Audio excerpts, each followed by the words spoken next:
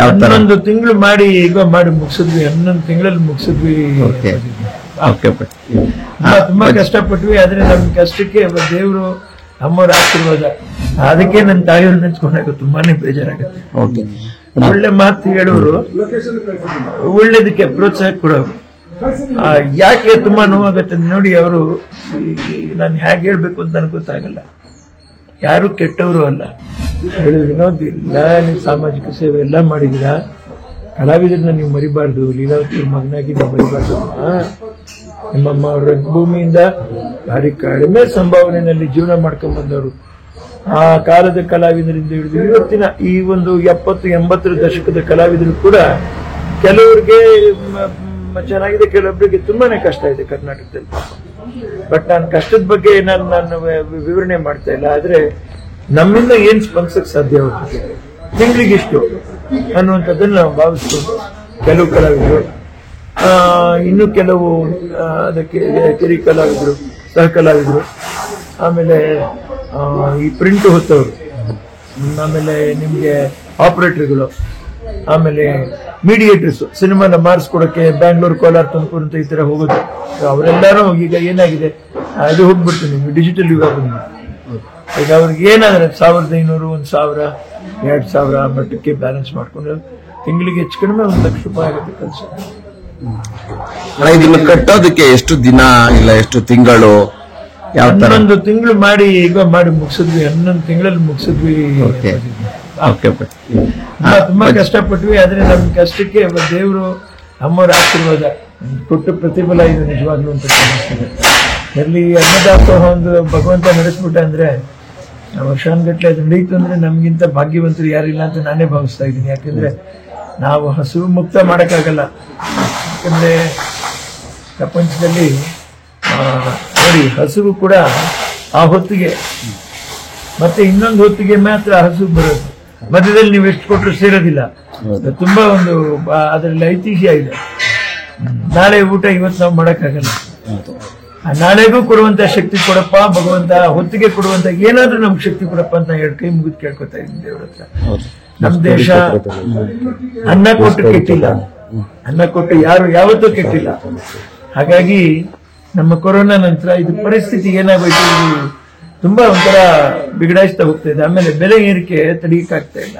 ಎಲ್ಲ ತೊಗರಿ ಬೆಳೆ ಹೆಚ್ಚು ಕಡಿಮೆ 200 ರೂಪಾಯಿ ಆಗುತ್ತೆ ಕೆಜಿ. ಅದು ಬೇಗ ಬೇಯ್ತದೆ ನಿಮ್ಗೆ. 110 ರೂಪಾಯಿದು ಅದರದೆಲ್ಲ ಏನಾಗ್ತಾ ಇದೆ ಅಂದ್ರೆ 12 ಕೂಗು 13 ಕೂಗು. ಅದ್ರ ತುಂಬಾನೇ ಪರಿಸ್ಥಿತಿ ಇಲ್ಲ. ಹೀಗೆ ಇಲ್ಲ ಅಂದ್ರೆ ಹಾಗೆ ಏನ್ ಮಾಡ್ತೇ ತಗೋ ಅದನ್ನೇ ತಗೋ, 100 ರೂಪಾಯಿ ಖರ್ಚು ಮಾಡಿ ತಗೊಳ್ಳೋ ಪರಿಸ್ಥಿತಿ. ಇದನ್ನ ಯೋಚನೆ ಮಾಡಿದ್ರೆ ಕಷ್ಟ ಆಗ್ತಾ ಇದೆ. ಸರ್, ಮತ್ತೆ ಇನ್ನ ಅಮ್ಮವ್ರ ಜೊತೆ ಕೆಲಸ ಮಾಡ್ತಿದ್ದವ್ರಿಗೆಲ್ಲ ನೀವು ಇಲ್ಲೇ ಒಂದು ಆಶ್ರಯ ಮಾಡ್ಕೊಟ್ಟಿದ್ದೀರಾ, ತುಂಬಾ ಖುಷಿ ಆಯ್ತು. ಅದು ಮನೆ ಮಾಡಿಕೊಟ್ಟದು ಮಾತ್ರ ಅಲ್ಲ, ಅಮ್ಮ ಹೇಳಿದ್ರು ಮನೆ ಮಾಡಿ ಅವ್ರ ಹೆಸರಿಗೆ ಅದನ್ನ ಪತ್ರ ಮಾಡ್ಕೊಡ್ತಾರಪ್ಪ. ಹೌದು, ಭೂದಾನೇ ಅದು. ಅದಕ್ಕೆ ನನ್ನ ತಾಯಿಯವ್ರು ನೆನ್ಸ್ಕೊಂಡಾಗ ತುಂಬಾನೇ ಬೇಜಾರಾಗುತ್ತೆ. ಒಳ್ಳೆ ಮಾತು ಹೇಳೋರು, ಒಳ್ಳೇದಕ್ಕೆ ಪ್ರೋತ್ಸಾಹ ಕೊಡೋರು. ಯಾಕೆ ತುಂಬಾ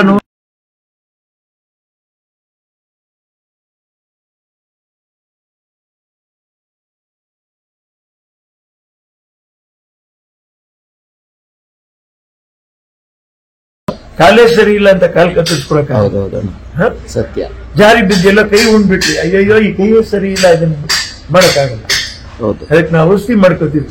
ಹಾಗಾಗಿ ನನ್ನ ತಾಯಿಯವ್ರ ಭಾವನೆಯಲ್ಲಿ ಒಳ್ಳೆಯವರು ಕೆಟ್ಟವರು ಎಲ್ಲ ಇರುತ್ತೆ. ಅದು ಗುಣಗಳ ಎದುರು ಪರವಾಗಿ ನಾ ಏನ್ ಹೇಳ್ತಾ ಇರೋದು, ನಾವ್ ಎಲ್ಲಾರನ್ನೂ ಒಂದೇ ಅನ್ನುವಂತ ಭಾವನೆಯಲ್ಲಿ ನಾವು ತಗೊಂಡೋಗ್ಬೇಕು. ನಾವು ಕಲಾವಿದರು ಮತ್ತೇನೂ ಆದಷ್ಟು ಒಗ್ಗಟ್ಟಾಗ್ಬೇಕು ಅಂತಾನೆ ನಮ್ಮ ತಾಯಿಯವ್ರ ಉದ್ದೇಶ ಅಷ್ಟೇ, ನನ್ನ ಉದ್ದೇಶ ಅಷ್ಟೇ. ಒಬ್ಬರನ್ನೊಬ್ರು ನಾವು ಬಿಟ್ಕೊಡ್ಬಾರ್ದು, ನಾವು ಕಿತ್ತಾಡಬಾರ್ದು, ಪ್ರೀತಿಯಿಂದ ಇರ್ಬೇಕು. ಎಲ್ಲೋ ಒಂದ್ಸರಿ ನಮ್ಮ ಮನೆ ಮಗ ಏನೋ ತಪ್ಪು ಮಾಡ್ಬಿಟ್ಟಿದ್ದಾನೆ ಅಂತ ನಾವು ತಿಳ್ಕೊಂಡು ಆ ಕ್ಷಮೆ ಯಾಚನೆ ಯಾವತ್ತು ಭಾರಿ ದುಡ್ಡು.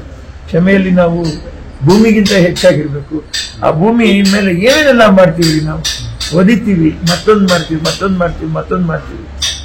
ಇವತ್ತಿಗೆ ನಾವು ತಗೊಂಡ್ಬಂದ್ರೆ ಅದನ್ನ ಕಲುಷಿತ ಮಾಡೋದಕ್ಕೆ ಈ ಪ್ಲಾಸ್ಟಿಕ್ಗಳಾಗ್ಲಿ ಅಥವಾ ಇನ್ನೊಂದಾಗ್ಲಿ ಮತ್ತೊಂದಾಗ್ಲಿ ಮಾಡಿ ಮಾಡಿ ಮಾಡಿ ಮಾಡಿ ಅವಳನ್ನ ನಾವು ಏನಂತ ಅಪವಿತ್ರ ಮಾಡ್ಬಿಟ್ವಿ ಭೂಮಿನ. ಕೊನೆಗೂ ತಾಯಿ ಗರ್ಭದಿಂದ ಜನಿಸಿ ಅವಳು ನಮ್ಮನ್ನ ಸುಮ್ಮನೆ ಬಿಡಿದ್ರೆ ತನ್ನ ಗರ್ಭಕ್ಕೆ ಅವಳೇ ಸ್ವೀಕಾರ ಮಾಡ್ಕೊತಾಳಲ್ಲ, ಅದಕ್ಕೆ ನಾವು ಯಾವ ರೀತಿ ಅವಳಿಗೆ ಋಣ ಸಲ್ಲಿಸಕ್ಕೆ ಸಾಧ್ಯ ನಾವು ಮುಂದೆ? ಹೌದು. ಇದೆಲ್ಲ ಯೋಚನೆ ಮಾಡಿದಾಗ ಖಂಡಿತ ಒಬ್ಬ ಮನುಷ್ಯ ಬದಲಾವಣೆ ಆಗ್ಬೋದು. ಹಣ ಇದ್ರೇನೆ ಇನ್ನೊಬ್ರಿಗೆ ಸೇವೆ ಮಾಡ್ಬೇಕು ಅನ್ನೋಂಥದ್ದೆಲ್ಲ. ಬೇಕಾಗಿರೋದು ತುಂಬಾ ಒಳ್ಳೆ ದೊಡ್ಡ ಮನಸ್ಸು, ಕರುಣೆ, ಅನುಕಂಪ. ಇದಿದ್ರೆ ಹಣಕ್ಕಿಂತ ಹೆಚ್ಚು ಜನಗಳು ಇಷ್ಟ, ಅವ್ರ ಮನಸ್ಸಿನ ಇಷ್ಟ. ನಾ ಎಷ್ಟು ಜನ ಬರ್ಬೋದು ಅಂತ ಅಭಿಮಾನಿಗಳು ತುಂಬಾ ಇದ್ದಾರೆ. ಕರ್ನಾಟಕ ಅಂತಲ್ಲ, ಆಂಧ್ರ, ಈಗಾಗಲೇ ಅಲ್ಲಿ ತಮಿಳುನಾಡಿನಲ್ಲಿ ಕೂಡ ಅಮ್ಮ ಎಲ್ಲಿ ಇದ್ದಿದ್ದಾರೋ ಅಲ್ಲಿ ಕೂಡ ಒಂದು 10 ಬೆಡ್ಡಿನ ಆಸ್ಪತ್ರೆಯನ್ನು ನಿರ್ಮಿಸ್ತಾ ಇದ್ವಿ. ಪ್ರಾಥಮಿಕ ಅಲ್ಲಿನ ಸರ್ಕಾರಕ್ಕೆ ಅದನ್ನು ನಿರ್ಮಿಸಿ ಒಪ್ಪಿಸ್ತಾ ಇದ್ದಾರೆ. ಹಾಗಾಗಿ ಇದು ಜನಗಳ ಪ್ರೀತಿ, ಜನಗಳ ಅಭಿಮಾನ. ಅದರೊಂದಿಗೆ ಅಮ್ಮವ್ರು ಹ್ಯಾಕ್ ಬಂದ್ರು, ಅಮ್ಮವ್ರು ಇವತ್ತು ನಾವು ಇಲ್ಲ ಅನ್ನುವಂತ ಭಾವನೆ ಇರಬಾರ್ದು, ಇಲ್ಲಿದ್ದಾರೆ ಅನ್ನುವಂತ ಅದೇ ಭಾವನೆಯಲ್ಲೇ ನಾವು ಈ ಜೀವನ ಸಾಗಿಸ್ಕೊಂಡು ಕಳ್ಕೊಂಡು ಆ ಉದ್ದೇಶದಲ್ಲೇ ನಾವು ಇದನ್ನ ಒಂದು ಸ್ಮಾರಕ ಹೆಚ್ಚಾಗಿ ದೇಗುಲ ಅನ್ನುವಂತ ಭಾವನೆಯಲ್ಲೇ ನಾನು ಇದನ್ನ ವ್ಯವಸ್ಥೆ ಮಾಡಿಸ್ಬೇಕು. ಸರ್, ನಾಳೆ ಯಾವ್ಯಾವ ವ್ಯವಸ್ಥೆ ಆಗಿದೆ ಸರ್ ಬರುವಂತಹ ಜನಗಳಿಗೆ? ಅನ್ನ ಸಂತರ್ಪಣೆ ಇದೆ, ಯಾಕಂದ್ರೆ ಅದು 2 ಇದೆ, ಸಸ್ಯ ಮತ್ತೆ ಮತ್ತೊಂದು ಇದೆ. ಅಮ್ಮವ್ರು ಅದನ್ನ ಇಷ್ಟಪಟ್ಟು ಪಾಪ ಎಲ್ರಿಗೂ ಅವರೇ ಅಡಿಗೆ ಮಾಡಿಕೊಡ್ತಾ ಇದ್ರು. ಅದು ನಿತ್ಯ ಅದು ಇರ್ಬೇಕು ಇಲ್ಲಿ ಅನ್ನುವಂಥದ್ದೇ ನಮ್ಮ ಉದ್ದೇಶ. ನಿತ್ಯ ಬಂದು ಸಸ್ಯ ಇದೆ ನಾಳೆಯಿಂದ ಅನ್ನ ಸಂತರ್ಪಣೆ ನಿತ್ಯ ನಡಿಬೇಕು, ಅದೇ ಉದ್ದೇಶ.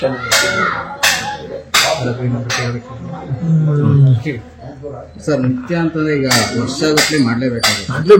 ಸೊ ಪ್ರತಿನಿತ್ಯ ಖಂಡಿತ ಮಾಡ್ಲೇಬೇಕಾಗತ್ತೆ. ನಾ ಹೆಚ್ಚು ಕಡಿಮೆ ಅದಕ್ಕೋಸ್ಕರ ಒಂದು ನೋಡೋಣ 2-3 ಎಕರೆ ಜಮೀನು ಕೂಡ ನಾನು ತಗೊಂಡು ಭತ್ತ ಬೆಳೆಯಕ್ಕೆ ನಾವು ಪ್ರಯತ್ನ. ಸರ್ಕಾರದಿಂದ ಅನುಕೂಲ ಅನುದಾನ ಇಲ್ಲ, ನಾನು ತಗೊಂಡಿಲ್ಲ. ಹೇಳಿ ಪಾಪ ನನಗೆ ತಾಯಿಯವರು ತಿಳ್ಕೊಂಡ ಮುಖ್ಯಮಂತ್ರಿಗಳು ವಿನೋದ್ ಸಾರಿ ವಿನೋದ್, ನಾನು ಬರಕ್ಕಾಗಲಿಲ್ಲ, ಬೆಳಿಗ್ಗೆ ಬರ್ತಾ ಇದ್ದೀನಿ ಅಂತ ಹೇಳ್ಬಿಟ್ಟು ಅವರು ನಿಮ್ಗೆ ಹೇಗ್ ಬೇಕು ಅದೇ ರೀತಿ ನಾವು ಮಾಡಿಸ್ಕೊಡ್ತೀನಿ, ಜಾಗ ವ್ಯವಸ್ಥೆ ಮಾಡಿಸ್ತೀನಪ್ಪ ಅಂತ ಹೇಳ್ಬಿಟ್ಟಿಲ್ಲ ಕೇಳ್ಬೇಕು. ಬೇಡ ಸರ್, ಅಮ್ಮವ್ರು ಅವರೇ ಯಜಮಾನ್ರು ಈ ಜಮೀನ್ಗೆ, ಅವರನ್ನೇ ನಮ್ಮ ಜೊತೆಲೇ ಇಟ್ಕೋತೀವಿ, ನಾವು ಅಮ್ಮನ್ನ ಎಲ್ಲೂ ಕೊಡಲ್ಲ, ಇಲ್ಲೇ ಅವ್ರ ಮನೆ ಆಗತ್ತೆ. ಅವ್ರಿಗೆ ಆವಾಗ್ಲೇ ಅನ್ಕೊಂಡೆ ಇದು ದೇವಸ್ಥಾನ ಆಗ್ಲೇಬೇಕು ಅನ್ನೋ ಭಾವನೆ ಮಾಡ್ತಿದ್ದೆ. ಅದೇ ರೀತಿ ಅದೇ ಸಂಖ್ಯೆ ಗುದ್ಲಿ ತಗೊಂಡು ನಾನೇ ಈ ಪ್ರಾರಂಭ ಕೆಲಸ ಮಾಡ್ತಾ